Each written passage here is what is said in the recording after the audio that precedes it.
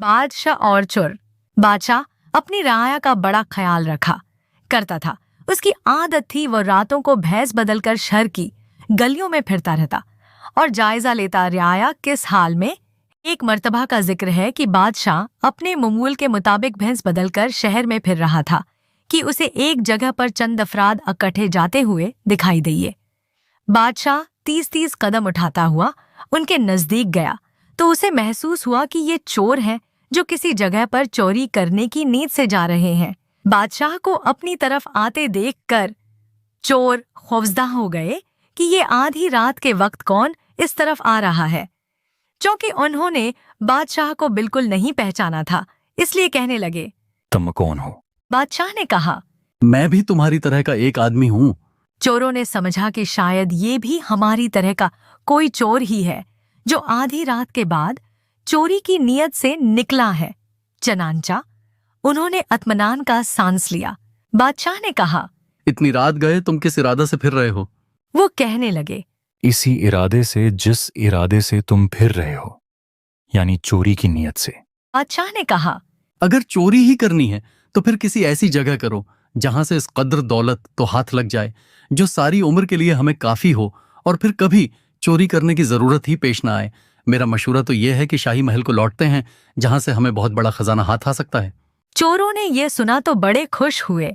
बादशाह के जराद बहादुरी पर अश कर उठे और कहा, वाह भाई वाह, तुम तो बड़े बहादुर और चोर हो, क्योंकि शाही महल में चोरी करना बड़ी हिम्मत और हौसले का काम है और तुम इस बात के करने में जरा भी नहीं घबराए। हम तुम्हें अपना सरदार मानते हैं, तुम जो हुक्म दोगे हम उसकी इताअत करेंगे, लेकिन जो काम तुमने शाही महल वाला बताया है वो बहुत बड़ा मुश्किल है।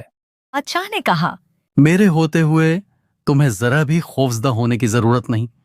मेरी मौजूदगी में तुम हर मुश्किल को आसान समझो और बिल्कुल न घबराओ।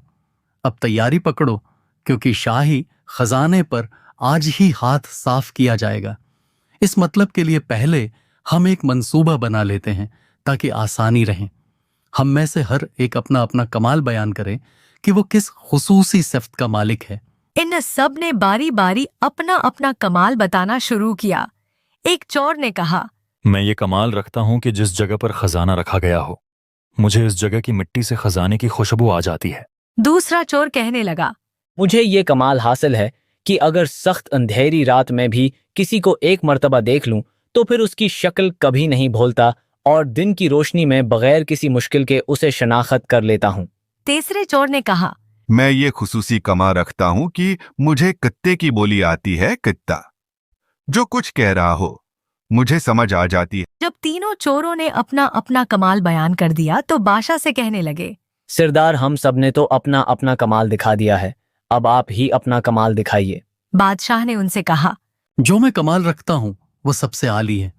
मुझ में यह खुसूसियत है कि अगर मुजरिम चोरी करते हुए पकड़ा जाए और उसे काजी सजाए मौत की सजा दे दे तो मैं हुक्म करूं तो उनको उनकी सजा माफ हो सकती है।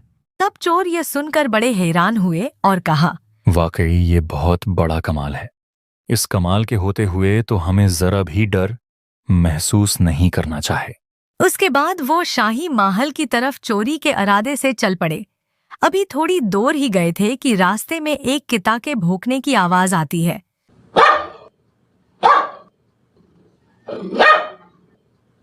वो बोला, साथियों, कुत्ते ने जो कुछ कहा है उसे सुनकर तो मैं बड़ा हैरान हो रहा हूं।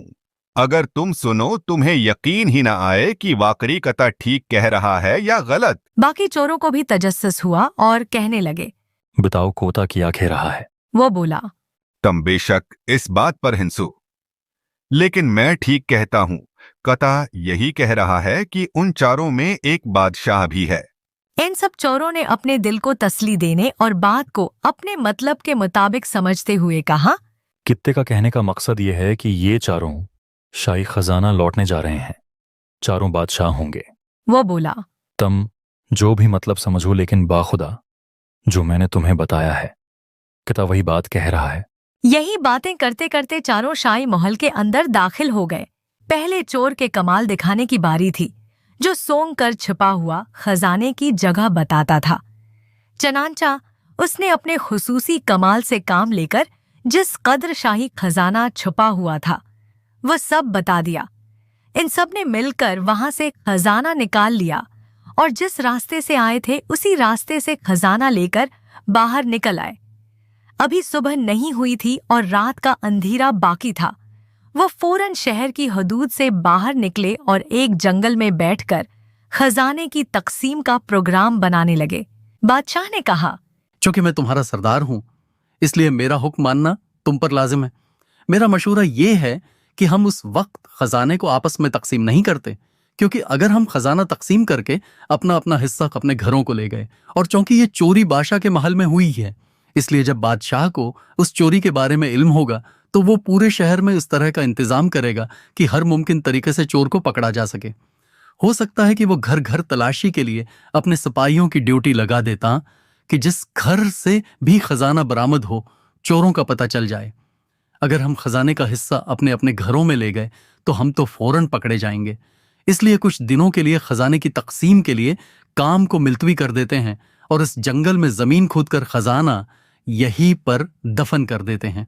बादशाह के करेंदे जब खजाने की तलाश में हर मुमकिन हरबा इस्तेमाल करने के बाद मायूस हो जाएंगे तो फिर हम तसल्ली के साथ यहां आकर खजाना निकाल लेंगे और तकसीम कर लेंगे। बादशाह की इस तजवीज को सबने कबूल किया और कहने लगे, ये बात ठीक है। ये बड़ी अच्छी राय है कि हम सरदार के हुक्म को दिल व जान से तस्लीम करते हैं। इस बात पर जब सब में इत्तेफाक राया हो गया और सब ने जमीन खोदकर खजाना दफन कर दिया और अपने अपने घरों की तरफ जाने लगे।